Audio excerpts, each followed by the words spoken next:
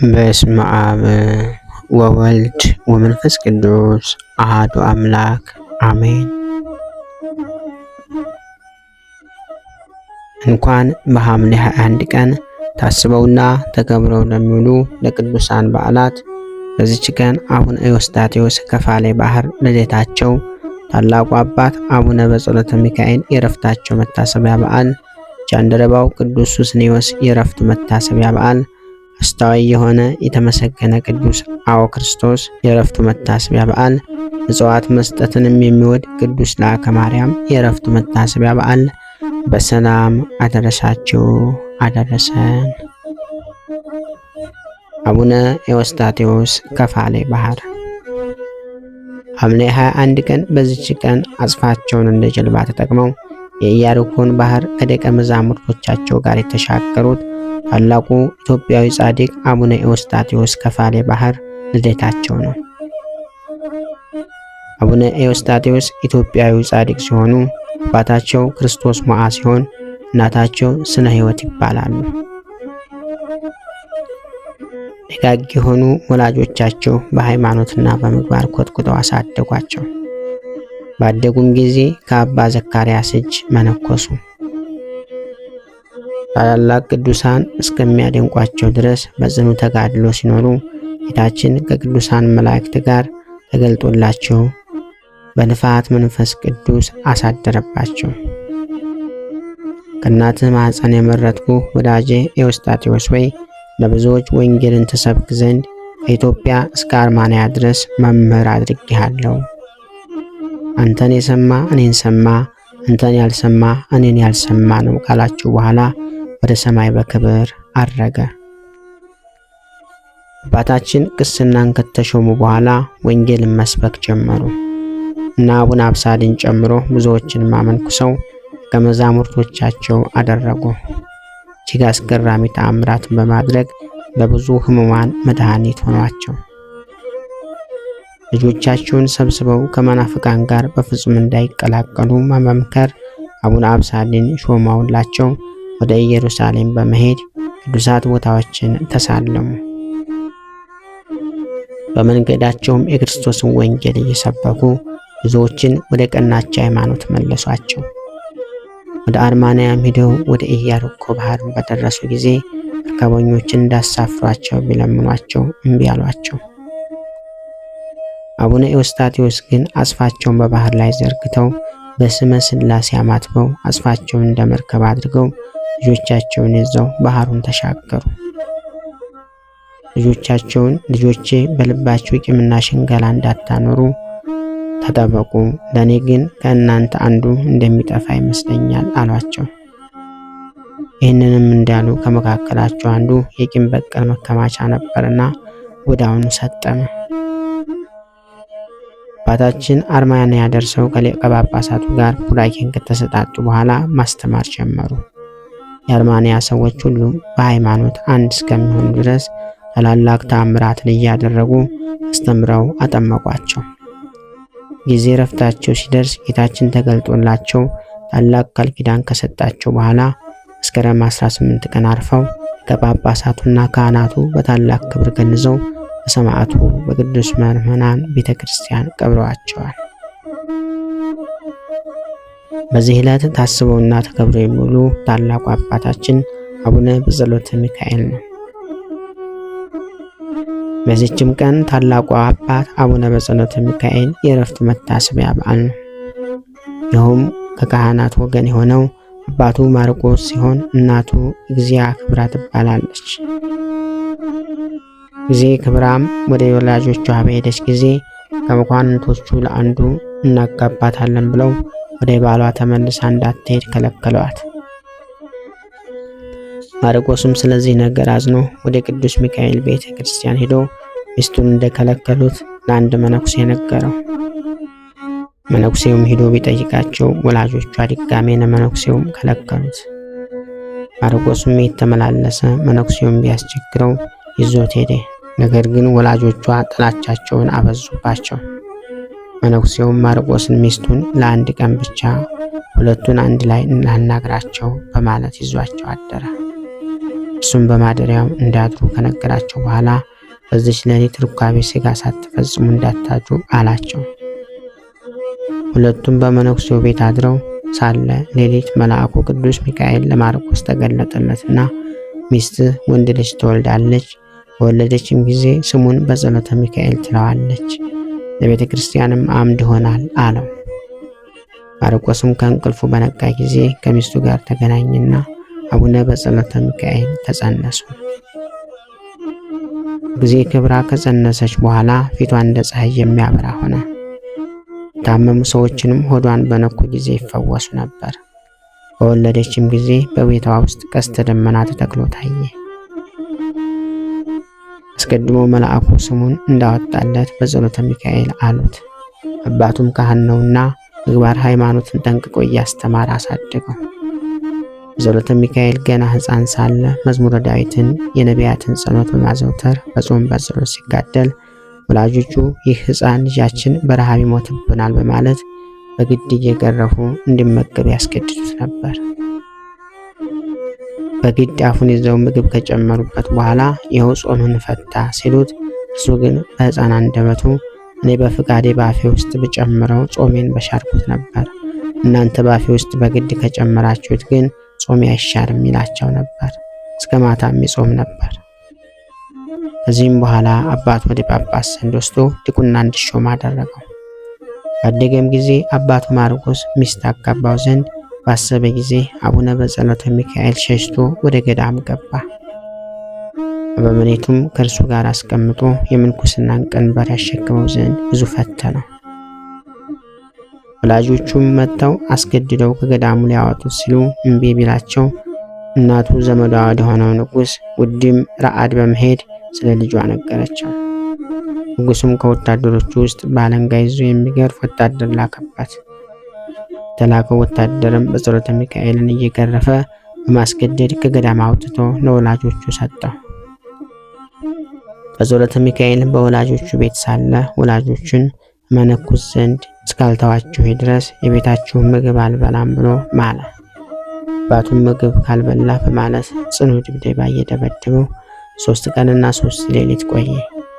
ጸሎተ ሚካኤልም 3ቱንም ቀን በቤት ሳይገባ የቀን ፀሐይ ሐሩር የሌሊት ውርጭ ቅዝቃዜ እየተፈራረቀበት በቤትም ሳይገባ በደጅ ሆኖ በጾም በጸሎት ቆየ። ከዚህም በአባቱ እጅ ሰማዕትነትን ተቀበለ። ጌታንም ለምድር ሰላምን ያመጣው አይምሰላችሁ ሰይፍን ነው እንጂ የመጣሁት ሰውን ከአባቱ ልጅንም ከእናቱ ለይ ነው ያለው ቃል በአባታችን ላይ ተፈጸመ። ማቴዎስ ወንጌል ምዕራፍ 10 ከቁጥር 34። አባቱ ማርቆስን ስጋው እስኪያልቅ ድረስ በገረፋት ብዛት የልጁን ሐሳብ ለማስለወጥ ቢሞክርም እንዳልተሳካላት ሲያውቅ መልሶ ወደ ገዳሙ እንዲወስዱት አገልጋዮቹን ላካቸው። በመኔቱም መምህር ሆኖ ያገለግል ዘንድ እንዲማር ሲነግረው እኔ መነኩሴ መሆን እንጂ መምህር መሆን አልፈልግም በማለቱ ሳይስማሙ ቀሩና ወደ ሌላ ገዳም ወሰዱት። በዚያም እንዲሁ ሆነ። መልሰውም ወደ አባቱ ቤት ባመጡት ጊዜ ወላጆቹም ልጃቸው የምንኩስናን ሐሳቡን ይተወው ዘንድ ከአንድ ሴት ጋር ተማክረው በዝሙት እንድትጥለው ተነጋገሩ። ሴቷም ወደ በጸሎተ ሚካኤል ቀርባ በዝሙት ልትጥለው ብዙ ሞከረች። እሱም አውቆ ከኔ ጋር አብረሽ መተኛት ደስ ካሰኘሽ እሺ ከእስራት የፍጅኝና እንተኛለን አላት። ይህንንም ሲላት ከታሰረበት እንድትፈታውና እንዲያመልጥ ነበር። እሷ የእውነት መስሏት ደስ አላትና ሄዳ ለወላጆቿ አብሯት እንዲተኛ መስማማትን ነገረቻቸው። ነገር ግን በዚያ ሌሊት በጸሎተ ሚካኤል ማንም ሳያየው ተነስቶ ከእናቱ ከአባቱ ቤት ወጥቶ ሄደ። ከዚያም በኋላ የእግዚአብሔር መንፈስ ወደ ደብረ ጎል አደረሰው። ይኸውም ቀሲስ አኖሬዎስ በብቸኝነት ሸሽቶ የሚጋደልባት ደብረ ጽሙና ናት። ጸሎተ ሚካኤልም በዚያ ከመነኮሰ በኋላ ጽኑን የተጋድሎ ሕይወት መኖር ጀመረ።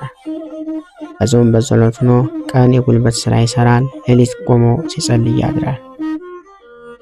90 ሸክም የወይራ ፍልጥ እየፈለጠ ለቤተ ክርስቲያኑና ለአበምኔቱም ያመጣ ነበር። እንጨቱንም ሲቆርጥና ሲፈልጥ በብረት መቆፈሪያ ብቻ ይጠቀም ነበር እንጂ ስለታም የሆነ ምሳርና መጥረቢያ አይጠቀምም ነበር። ምክንያቱም የወጣትነት ኃይሉና ስጋውን በእጅጉ ይደክም ዘንድ ነው። እንዲህም ሲሰራ ጾም፣ ጸሎት፣ ስግደትን አያስታጉልም ነበር። እስከ 4 ቀንም የሚጾምበት ጊዜ አለ። በጸሎተ ሚካኤል በእንደዚህ ያለ ጽኑ ተጋድሎ 13 ዓመት በድቁና ሲያገለግል ኖረ። ከዚህም በኋላ ስጋውን ማድከም ቢሳነው ከእኩለ ሌሊት ጀምሮ ፀሐይ ስታቃጥል አለቱ ሲግል ጠብቆ ሄዶ አለቱ ላይ ይተኛል። ከግለቱም የተነሳ የስጋው ቆዳ እስኪበስል ድረስ በአለቱ ላይ ይተኛል። ጸሎተ ሚካኤልም ከዚህ በኋላ ቅስና ተሾመ። ወደ ዋሻም ገብቶ በዓቱን አጸና። ከምግባር ትሩፋቱ የተነሳ ሌሎች ቅዱሳን ሁሉ አቡነ በጸሎተ ሚካኤልን እንደ መልአክ ያዩት ነበር። እርሱም ከሰው ጋር ላለመገናኘት ብሎ በቁመቱ ልክ ጉድጓድ ቆፍሮ መጽሐፍቱን ብቻ ይዞ ከዚያ ገባ።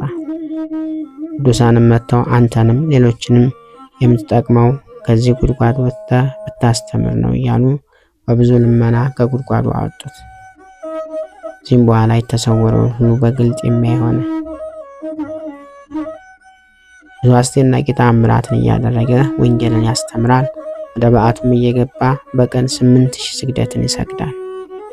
ከስግደቱ ብዛትም የተነሳ ምድሪቱ ጎድጉዳ እስከ ጉልበቱ ትውጠው ነበር። ከሰገደበትም ቦታ ወዙ መሬትን ጭቃ እስከሚያደርጋት ድረስ እንደ ውሃ ይፈስ ነበር። ከመነኮሰበት ጊዜ ጀምሮ ተቀምጦ በእጁ ላይ አረፍ ይላል እንጂ በጎን ተኝቶ አያውቅም። ጌታችንም ተገልጦለት ማደሪያውን ከጴጥሮስና ከጳውሎስ ጋር መሆኑን ነግሮታል። አባታችን ወደ ተለያዩ ገዳማት በመሄድ ቅዱሳንን በረከት ተቀበለ። ወደ ደብረ ዳሞ በመሄድ ከአቡነ አረጋዊ ጋር ተነጋገረ። ወደ አባ መጣ ቤት በመሄድ ከአባ ሊባኖስ ጋር ተነጋገረ። ወደ አባ ገብረ ናዝራዊ ገዳም በመሄድ ከጻድቁ ጋር ተነጋገረ።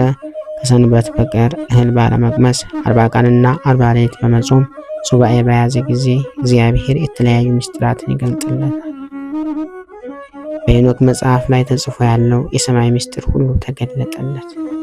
ፀሐይ፣ የጨረቃ፣ የብርሃናት አፈጣጠራቸው፣ የንፋስ መስኮቶቹን ሁሉ በግልጥ ባየ ጊዜ ነቢዩ ሄኖክን ሄኖክ ሆይ የራእይህን ምስጢር እንደዚህ ብሩህ ነውን? የምስጢር መሰወር እንዲህ ግልጥ ነውን? ይለዋል። ዳግመኛም የነቢያት የትንቢት ራእይ ሊገለጥለት ዘንድ 40 ቀንና 40 ሌሊት በመጾም ሱባኤ በያዘ ጊዜ መጽሐፍቶቻቸውን ምስጢር ይገለጥለታል።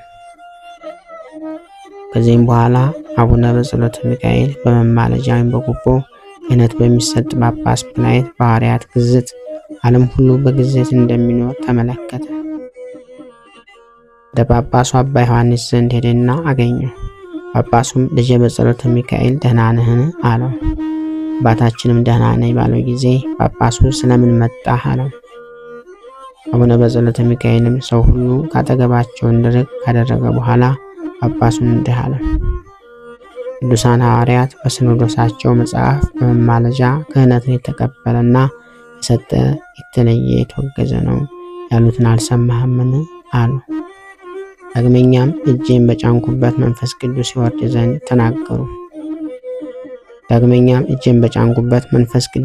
ዘንድ ተናገሩ ብሎ በሐዋርያት እግር ስር ወርቁን አምጥቶ ባፈሰሰው ጊዜ ሲሞን መስሪን ጴጥሮስ እንዳወገዘው አልሰማህምን? አለው። ጴጥሮስም ወርቅህና ብርህ ለጥፋት ይሆንልህ፣ እግዚአብሔር ጸጋ በወርቅ የምትገዛ ይመስልሃልን? አለው።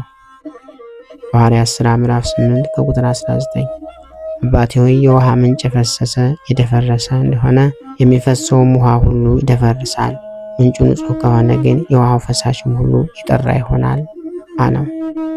አንተ በሐዋርያት ውግዘት ብትገባ ሁሉም የተወገዘ ይሆናል አለው። ጳጳሱም ተቆጥቶ አንተ ከኔ ተማር እንጂ ለኔ መምህር ልትሆን ትፈልጋለህን? በማለት ተናገረው። በወንጌል ላይ እናንተ ግብዞች መጻሕፍትና ፈሪሳውያን መንግሥተ ሰማያትን በሰው ፊት ስለምትዘጉ ወዮላችሁ፣ እናንተ አትገቡም የሚገቡትንም ትከለክሏቸዋላችሁ ያለው እግዚአብሔር ቃል በእርሱ ላይ ደረሰ። በማቴዎስ ወንጌል ምዕራፍ 23 ከቁጥር 14። ከዚህ በኋላ አቡነ በጸሎተ ሚካኤል ወደ ካህናተ ደብተራ በመሄድ ከንጉሱ ጋር ያገናኙት ዘንድ ጠየቃቸው። የቤተ መንግሥት ካህናትም ለንጉሱ ነግረውለት አስገቡት። አባታችንም ንጉሱን መንግስት በግዞት ጨለመች። ሐዋርያት ጥምቀትም ቢሆን ወይም ክህነት በመማለጃ በጉቦ የሚሰጥንና የሚቀበልን አስቀድመው ሐዋርያት አውግዘዋል አለው። ዳግመኛም እነሆ ይህ ጳጳስ የሐዋርያትን ትእዛዝ ተላልፎ በጉቦ ክህነት ይሰጣል አለው። ጳጳሱም በሐዋርያት ግዛት ከገባ በእጁ የተጠመቁና የተሾሙት ሁሉ የተወገዙ ይሆናሉ። እንደዚህ ዓለሙ ሁሉ በውግዘት ውስጥ ይኖራል አለው። ንጉሱም ሦስቱ አንድ ላይ ሆነው እንዲመካከሩ ቀጠሮ ሰጠውና በሌላ ቀን ሦስቱም ተገናኙ። ጳጳሱም ለንጉሱ ይህ በጸሎተ ሚካኤል እኔን ከሹመቴ አንተን ከመንግስት ሊሽረን ይፈልጋል አለው። ስለዚህ ልጄ የምነግርህ ስማኝ፣ አስረህ ወደ ትግራይ የወስዱት ዘንድ ይዘዝ አለው። ንጉሱም የጳጳሱን ክፉ የሐሰት ምክር በመስማት ይሁን አንተ እንዳልከው ይሁን በማለት አቡነ በጸሎተ ሚካኤልን በጽኑ ማሰሪያ አስረው በግዞት ወደ ሳርድ ወስዱት ዘንድ አዘዘ። ጭፍሮቹም እንደታዘዙት አደረጉና አባታችን በዚያ በግዞት 2 ዓመት ታስሮ ቆየ። ከዚያም ወደ ጽራይ ምድር ወሰዱትና ቆራይ በተባለ ቦታ ለተሾመው ሰው እንደ ንጉሥ ትእዛዝ ይህን መነኩሴ ሰራው ብለው ሰጡት። የሀገሩ ሰዎችም አቡነ በጸሎተ ሚካኤልን እጅግ ወደዱትና ወደ ጽራር ሀገር ገዥ ሄደው እንዲፈታው ለምነው ከእስራቱ አስፈቱት። በሀገራቸውም ወንጌልን አስተምሮ ብዙ ተአምራትን እያደረገላቸው ከቆየ በኋላ ወደ ልጁ ሳሙኤል ለመሄድ ተነሳ። ሲሄድም አቡነ ገብረ ናዝራዊ ጋር ደረሰና አብረው ሳሙኤል ጋር ደረሱ። አቡነ በጸሎተ ሚካኤል በቅዳሴ ጊዜ ጌታችን በሕፃን ልጅ አምሳል በመንበሩ ተቀምጦ ስለሚያዩ ሁልጊዜ ሲቀድስ ያለቅሳል። አንድ ቀን አባታችን ሲቀድስና ሕፃኑን በመንበሩ ላይ ሲሰዋው ወንድሞቹና ልጆቹ አይተው በድንጋጤ በፍርሃት ሆነው አልቅሰዋል። የሕፃኑንም ሥጋ በፈተተው ጊዜ የአባታችን እጁ በለመለመ ሥጋ ይመላል። ቅዳሴውም ከተፈጸመ በኋላ ሁሉም መጥተው ሥጋውን ደሙን በፍርሃት ይቀበላሉ። ከእርሱም ውስጥ አስቀድሞ ስለ ሥጋው ደሙ መለወጥ ጥርጣሬ የነበራቸው ሰዎች ስለነበሩ የእነርሱን ጥርጣሬ አውቆ አባታችን ቅዳሴውን ከፈጸመ በኋላ ህብስቱ የክርስቶስ ሥጋ ወይኑ ደሙ መሆኑን ይችላልን እያላችሁ በልባችሁ ስታስቡ አይቻለሁና ይኸው ዛሬ በግልጽ እንዳያችሁት አማናዊ ሆኖ ይለወጣልና ተጠራጣሪ አትሆኑ ባላቸው ጊዜ እግሩ ስር ወድቀው አንተ ብፁዕ ነህ፣ የተሸከመችህ ማኅፀን ብፅዕት ናት ብለው ይቅር እንዲላቸው ለመኑት። አባታችንም ወንጌልን አስተማራቸው። መነኮሳት ልጆች ሩቅ ቦታ እየሄዱ ውሃ በመቅዳት ቢቸገሩ ውሃን አፍልቆላቸዋል። ከዚህም በኋላ ሰዎች አንድ ነገር ልነግርህ እንወዳለን አሉት። አቡነ በጸሎተ ሚካኤልም ንገሩ ባላቸው ጊዜ የአባቱን ሚስት ስላገባው ንጉሥ ነገሩትና ሄዶ እንዳስተምረው እንዲገስጸው ለመኑት። አባታችንም በጽኑ ማሰሪያ ታስሬ በእስር ስለነበርኩ አልሰማሁም ካላቸው በኋላ ሄዶ ቢሰማው እንደሚመክረው ባይሰማውም ባይመለስ ግን እንደሚያወግዘው ነገራቸው። አባታችንም ልጆቹን አስከትሎ ወደ ንጉሱ ዘንድ ሄደ። አቡነ በጸሎተ ሚካኤል ንጉሥ የአባቱን ሚስት በማግባቱ ሄደን ስንገስጸው መከራ ቢያጸናብን ሰማዕትነት ይቆጠርልናል ብሎ ሲነግራቸው ከሰማይ መንፈስ ቅዱስ ወርዶ በሁሉም በላያቸው ላይ ሲወርድ አባታችን በግልጽ ተመለከቱ። በረሃብ በጥም ሆነው ከጉዟቸው በኋላ ትግራይ ሰውን ከምትባል ሀገር ደረሱ። ንጉሱ ገዚያ ነበርና ንጉሱም ቅዱሳኑ መክረው ሊመልሱት ካልሆነም ያወግዙት መምጣታቸውን በሰማ ጊዜ ጭፍሮቹን ልኮ ቅዱሳኑ ወደ እርሱ እንዲያመጧቸው አዘዘ። ለማስፈራራትም ብዙ ጦረኛ ጭፍሮችንና የታሰሩ አስፈሪ አንበሶችን በፊቱ አቆመ። ቅዱሳኑም ስለምን ወደዚህ ከተማ መጥታችኋል አላቸው። አቡነ በጸሎተ ሚካኤልም እውነትን ለማጽናት ከአንተ ጋር ለመነጋገር መጥተናል አሉት። ንጉሱም እሺ ንገሩ ባላቸው ጊዜ አባታችን እግዚአብሔርን ትእዛዝ ስለመጠበቁ ደጋግ ነገሥታት ከመጽሐፍ ቅዱስ በመጥቀስ ንጉሱን አስተማሩት። ትእዛዙንም ያልጠበቁትን አመፀኞቹን እንደቀጣቸው ነገሩት። በመጨረሻም የአባትህ ሚስት ኀፍረተ ሥጋ አትግለጥ፣ የአባትህ ኀፍረተ ሥጋ ነውና የሚለውን ኦሪት ዘሌዋውያን ምዕራፍ 18 ቁጥር 6 ላይ በመጥቀስ አስተማሩት። ዳግመኛም ከአባቱ ሚስት ጋር የተኛ የአባቱን ኀፍረት ገልጧልና መሞትን ይሙት፣ ሁለቱም በደለኞች ናቸውና የሚለውን የሙሴ ሕግና ሌላም ከአዲስ ኪዳን እየጠቀሱ አስተማሩት።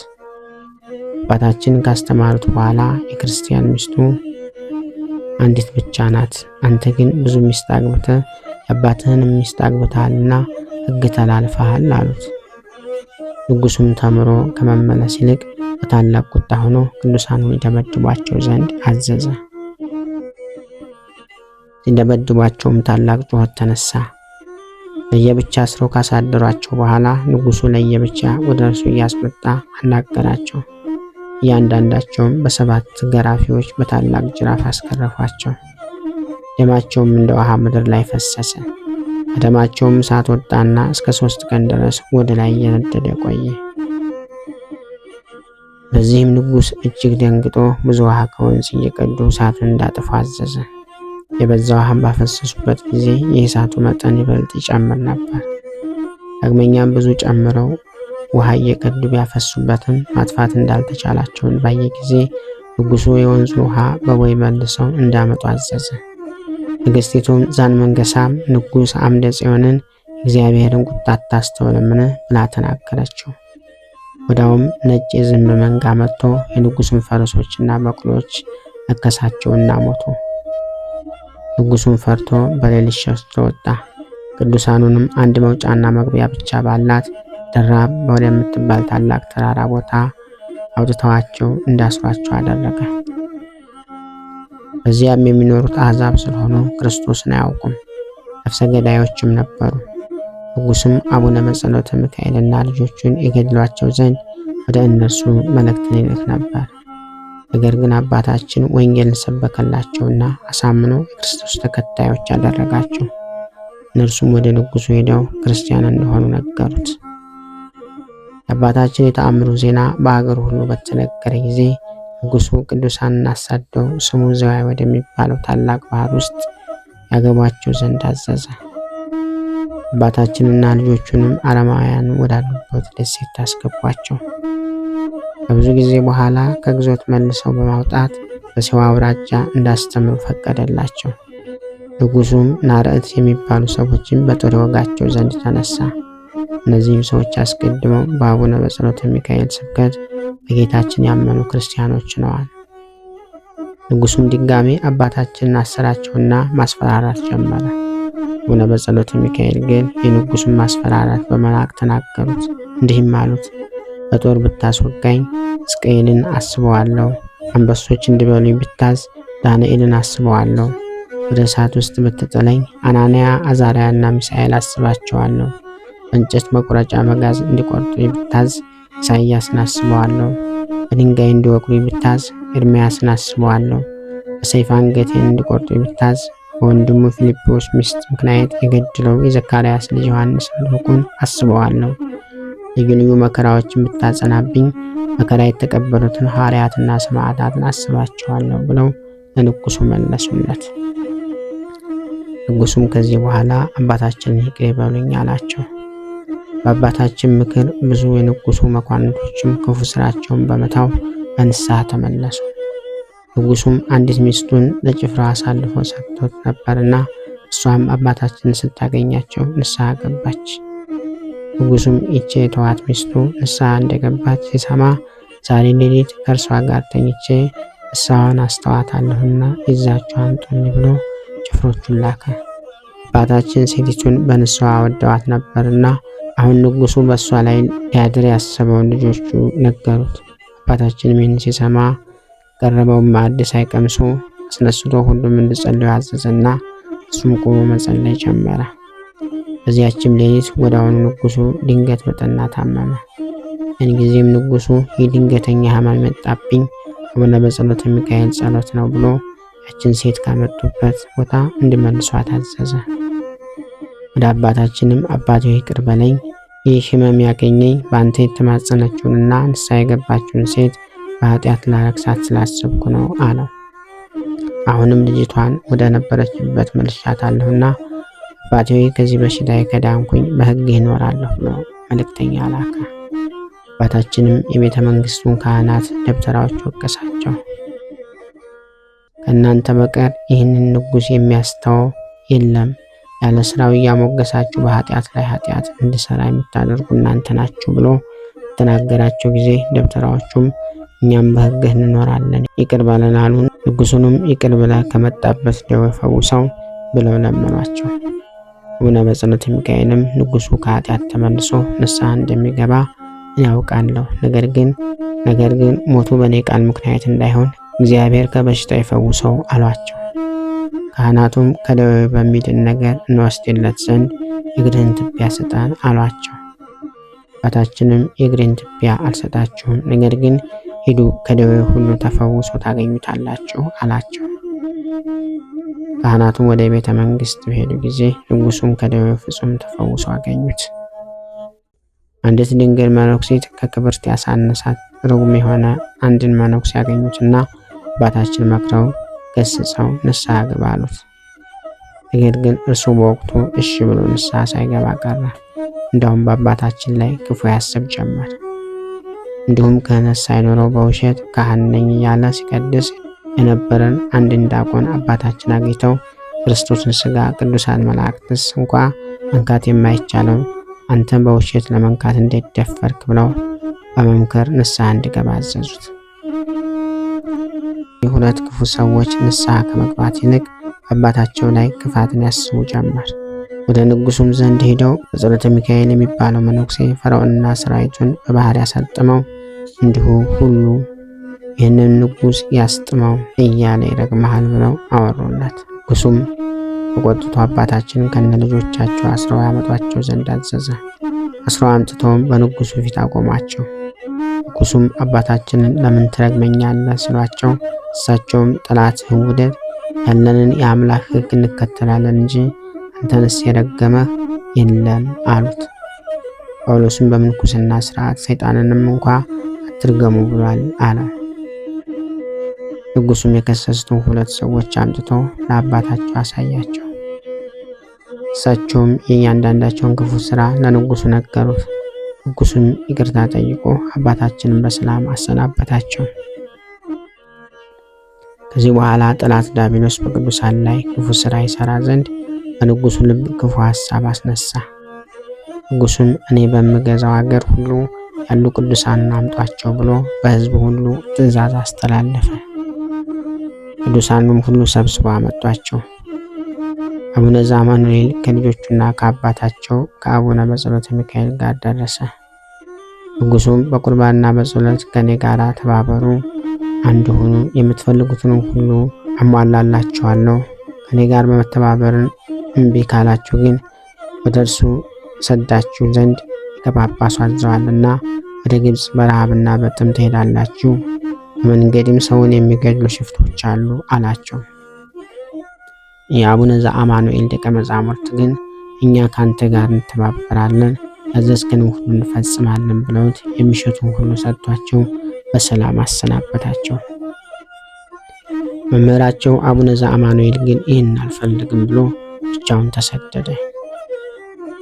ንጉሡም ወደ አቡነ በጸሎተ ሚካኤል መኳንንቱን በመላክ ከእርሱ ጋር እንዲተባበሩ ወርቅና ብሩን ላሞቹንና ጥሪቶቹን ሁሉ እንደሚሰጧቸው፣ ካልሆነ ግን ወደ ኢየሩሳሌም መንገድ እንደሚልኳቸውና በመንገዱም በሽፍቶች እንደሚገደሉ ነገራቸው። አባታችንም ወርቅህንና ብርህን ጥሪትንም ሁሉ ከአንተ ጋር ለጥፋት ይሆንልህ ብለው መለሱለት። ከልጆቹም ጋር አባታችንን በግዳጅ ወደ ንጉሥ ዘንድ ሲወስዷቸው የንጉሥን ምግብ እንዳይቀምሱ ተማምለው አንደኛው መነኩሴ ገንዘባቸውን የገዙትን ጎመን ተሸክሞ አብሯቸው ሄደ። ንጉሡም ባየው ጊዜ በጽኑ ጅራፍ እያስገረፈው እያለ ሕይወቱ በዚህ አለፈች። ከዚያችም በኋላ ንጉሥ በግዞት ወደ አረማውያን መኖሪያ እየነዱ እንዲወስዷቸው አዘዘ። ወደ ግሉ ማክዳ ምድር እንዳደረሱትም በዚያ ያሉ ቅዱሳን በደስታ ተቀበሉት። ስማቸውም ማርቆ ክርስቶስ አምነ፣ አባ ሲኖዳና ማማስ ናቸው። ማማስም ለአባታቸው ለጸሎት የሚሆነውን የድንጋይ ዋሻ አሳየው። አባታችንም ይህች ዋሻ ለዘላለም ማረፊያ ናት ብሎ ውስጧን በድንጋይ ይወቅር ጀመር። በውስጧም አገልግሎቱን ፈጸመ። ወደ ቅዱሳኑ እና አባ ማርቆስም ክርስቶስ አምነ ሲኖዳ መጥተው የመቃብር ጉድጓድ እንዲቆፍሩ መልእክት ላከባቸው። በቀዳሚት ሰንበት ዕለትም ደቀ መዝሙሩ ዕንባቆም ባገኘውና ነገ አባትህን ወደ መቃብር ትጥለዋለህ አለው። በማግስቱም እሁድ ቀን ደቀ መዛሙርቱን ሁሉ ሲመክራቸው ዋለ።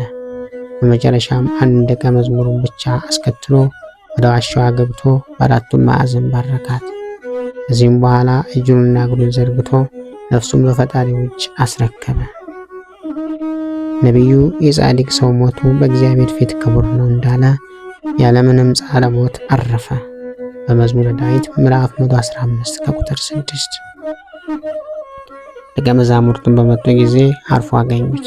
እነርሱም መሬት ላይ ወድቀው አባት እንደሌላቸው እንሙት፣ ልጆች ለማን ትተወናለህ? በስውር የሰራነው ኃጢአትንስ ማን ይነግረናል? እያሉ ጽኑ ለቅሶን አለቀሱ። አስቀድሞም እርሱ ደቀ መዛሙርቱ በስውር የሚሰሩትን ሁሉ እርሱ በግልጽ እያየ አንተ ይህን ሰርተሃልና ንስሐ ግባ እያለ ይመክራቸው ነበርና። ልቅሷቸውንም ከፈጸሙ በኋላ ራሱ በጠረባት የድንጋይ ዋሻ ውስጥ ቀበሩት። የሀገሪቱን ሰዎች ክፉዎች ናቸውና ከጊዜ በኋላ ደቀ መዛሙርቱ የአባታችን አጽሙን አፍልሰው ወደ ሌላ ቦታ አስቀመጡት። እስከ ኢትዮጵያ ጳጳስ አባ ያዕቆብ መምጣት ድረስ ደብቀው አኖሩት። በያዕቆብም የአባታችን አጽም ያመጡለት ዘንድ አዘዛቸው። ከጊዜ በኋላ አጽሙን ወደ ጋስጫ አፍልሰውታል። ይኸውም ጋስጫ ከሊቁ አባታችን ከአባ ጊዮርጊስ ዘጋስጫ ገዳም ስር የሚገኝ ነው። ዋሻ ቤተ መቅደሱም በግሩም አሰራር የተሰራ ነው። በዚህ ዕለት ታስቦና ተከብሮ የሚውለው ሌላው ቅዱስ አባታችን ቅዱስ ሱስንዮስ ነው። ዳግመኛም በዚህች ዕለት ጸጋ፣ ጥበብ፣ ማስተዋልና እውቀት የተሰጠው ጃንደረባው ቅዱስ ሱስንዮስ አረፈ። ይህም ቅዱስ ከንጉሥ ቴዎዶሲዎስ መኳንንት ውስጥ ነበር። እሱም ለሰው ሁሉ ርኅራኄ የሚያደርግ በሽተኞችንም የሚጎበኛቸውና የሚያረጋጋቸው ነበር። በችግርና በመከራ ለሚኖሩትንም ይረዳቸው ዘንድ ወደ ጌታ ይጸልይ ነበር። ስለ ከሃዲው ንስጥሮስም በኤፌሶን ኤጲስቆጶሳት ጉባኤ በተደረገ ጊዜ የጉባኤው ርዕሰ መንበር የእስክንድርያው ሊቀ ጳጳሳት ቅዱስ ቄርሎስን በመጣ ጊዜ ይህም ቅዱስ ሱስንዮስ ኤጲስቆጶሳቱና ቅዱስ ቄርሎስን ያገለግላቸው ነበር። በዚያም ጊዜ በአስጨናቂ ደዌ ተይዞ ታመመ። በደዌውም ውስጥ ሳለ ቃል ከሰማይ ወደ ታላቅ ሰርግ እንደሚጠራው ራእይን አየ። ለቅዱስ ቄርሎስም ነገረው። አባት ቄርሎስም ያድነህ ዘንድ ስለ አንተ ጌታችን ኢየሱስ ክርስቶስ እለምነው ዘንድ ትፈቅዳለህን? አለው። እርሱም ገንዘቤን ለድሆች እስከምሰጥ አዎ አባቴ እሻለሁ ብሎ መለሰ። ቅዱስ ቄርሎስም ጸለየለትና ከደዌው ዳነ። ተነስቶም ገንዘቡን ሁሉ ለድሆችና ለችግረኞች ሰጠ። ከዚህም በኋላ ተመልሶ ተኛና በሰላም አረፈ። ቅዱስ ቄርሎስም በላዩ ጸሎት አድርሶ ገንዞ ቀበረው። ባረፈባት በዚህ ዕለትም መታሰቢያውን እንዳደርጉለት አዘዘ። በዚህ ዕለት ታስቦና ተከብሮ የሚውለው ሌላው ቅዱስ አባታችን ቅዱስ አውክርስቶስ ነው። በዚህችም ቀን አስተዋይ የሆነ የተመሰገነ አውክርስቶስ አረፈ። ሚስት ባገባ ጊዜም በጽሞና በጸሎት እያገለገሉ በድንግልና በአንድነት ኖሩ። በሌሊትም ማቅ ለብሰው ለየብቻቸው ይተኙ ነበር። በቀንም እርሱ በጎችን እየጠበቀ ዱር ይውል ነበር። እሷም ለእንግዳ ምግብ እያዘጋጀች ትሆን ነበር። ከስምሪቱም በገባ ጊዜ የእንግዶቹን እግር ያጥብ ነበር። እርሷም ማዕድን በማዘጋጀት ታገለግል ነበር። ፍጹማን መነኮሳትም ስራቸውን እንዴት እንደሆነ ይገልጥላቸው ዘንድ እግዚአብሔር በጠየቁ ጊዜ ገድላቸውን በአውክርስቶስና በሚስቱ ተጋድሎ መጠን አልደረሰም የሚል ቃል ከሰማይ ወደ እነርሱ መጣ። እነዚያ መነኮሳትም ሄደው ስራቸውን መረመሩ። በጭንቅ በግዳጅም ስራቸውን ገለጡላቸው። እያደነቁም ተመለሱ። በእንዲህም ያለ ስራም ኑረው በሰላም አረፉ። በዚህ ዕለት ታስቦና ተከብሮ የሚውለው ሌላው ቅዱስ አባታችን ቅዱስ ለአከ ማርያም ነው። በዚህችም ቀን ደግ የሆነና በጎ ምግባር ያለው ምጽዋት መስጠትንም የሚወድ ለአከ ማርያም አረፈ። የዚህ ቅዱስም የእናቱ ስም ሮማነ ወርቅ ነው። እሷም መካነ ሥላሴን የሰራች የኢትዮጵያን ንጉሥ የናዖድ ልጅ ናት። አባቱም የንጉሥ ጋይን ልጅ ነው። ይህ ቅዱስ ከተወለደ በኋላ በክርስቲያን ወገኖችና በንጉሥ ልብነ ድንግል ላይ መከራና ስደት ሆነ። የዚህ ንጉሥ ዜና በነገሥታት ታሪክ ላይ ተጽፎ በስፋት ይገኛል። ንጉሥ ንብለ ድንግልም ካረፈ በኋላ ገላውዴዎስ ነገሰ። እስላሞችም በእርሱ ላይ ተነሱ። በቀኖችም በአንዱ ሲዋጋ ድል ለእነርሱ ሆነ። በኋላ ግን ድሉ ለእስላሞች ሆነ። የዚች ዓለም ሥርዓቷ እንዲህ ተለዋዋጭ ነውና ያን ጊዜም ይህንን ጻድቅ ላከ ማርያምን ይዘው አሚም ወደሚባለው አለቃቸው አደረሱት። እሱም በክብር አኖረው። በሃይማኖታቸውም እንዳልተባበራቸው አየው። የተማረኩትንና የተገደሉትን በሚያያቸው ጊዜ ያለቅስ ነበርና ስለዚህ እንዲሰልቡ ታዘዘ። ይህንንም የጃንደረባነት ዕድል ሁሉ የሚያገኘው አይደለም ለተሰጠችው እንጂ። በሪባውና ጌታችን እንዳለ ከእናታቸው ሆድ ጀምሮ ሕፃዋን የሆኑ አሉ። በጦርነት ጊዜ ሰዎች ሕፃዋን ያደረጓቸውም አሉ። ስለ መንግሥተ ሰማያትም ራሳቸውን ሕፃዋን ያደረጉ አሉ። ይህን ሊፈጽም የሚሻ ይፈጽም። ከዚህ በኋላም ወደ ቱርክ ወሰዱት። በመንገድም ብዙ መከራን አገኙ። በግመል ላይ ዘግዝቀው የሚሰቅሉበትም ጊዜ ነበር። በውሃ ጥማትና በፀሐይ ቃጠሎ የሚያሰቃዩበትም ጊዜ ነበረ። በጌታችን ፍቃድ ከየመን አገር ደረሰ። የእስላሞች ንጉሥም ወደ እርሱ እንዲያቀርቡት አዘዘ። ከዚህም በኋላ በእግዚአብሔር ፍቃድ በየገጹ ሊናገሩት በማይቻል በታላቅ ተአምር ወደ ኢትዮጵያ ሀገር ተመለሰ። ከዚህም በኋላ ቤተ ክርስቲያን ሰራ። በድሆችና በችግረኞች ላይ ቸርነትን አደረገ። ብዙ እርፋትንም አደረገ። ጻድቃንና የሰማዕታትንም መታሰቢያቸውን ያደርጋል። ይልቁንም አምላክን የወለደች የእመቤታችን የቅድስት ድንግል ማርያምን የበዓሏን መታሰቢያ በየወሩ ያደርግ ነበር። ረፍቱን በደረሰ ጊዜ ይኸውም የጥበብ ሁሉ ፍጻሜ ሞት ነው። ወንዶችና ሴቶች አገልጋዮች ነፃ አውጥቶ አባቶቹ ወደ ሄዱበት ዓለም ሄደ። እግዚአብሔር ምስጋና ይሁን። እኛንም በቅዱሳኑ ጸሎት ይማረን ለዘላለሙ አሜን። ክብር ምስጋና ይሁን አንድ አምላክ ለሚሆን ለአብ ለወልድ ለመንፈስ ቅዱስ ስም እስከ ዘላለሙ አሜን። ወስብሐት ለእግዚአብሔር ወለወላዲቱ ድንግል ወለመስቀሉ ክቡር። ይቆየን።